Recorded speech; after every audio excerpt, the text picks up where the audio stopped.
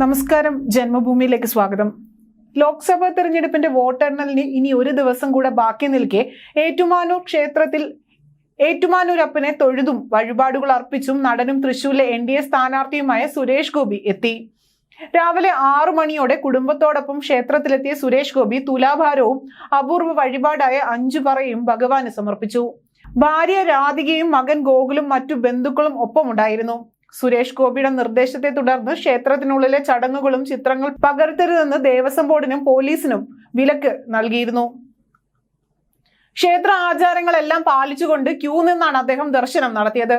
ഏറ്റുമാനൂർ നഗരസഭ കൗൺസിലർ ഉഷ സുരേഷ് 5 വർഷങ്ങൾക്ക് മുൻപ് നേർന്ന വഴിപാട് സമർപ്പിക്കാനാണ് അദ്ദേഹം എത്തിയതെന്നാണ് സൂചനകൾ ലഭിക്കുന്നത്.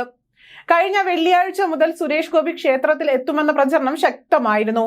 വെള്ളിയാഴ്ച വരുമെന്നായിരുന്നു ആദ്യം അറിയിച്ചത്. എന്നാൽ എത്താൻ സാധിച്ചിരുന്നില്ല.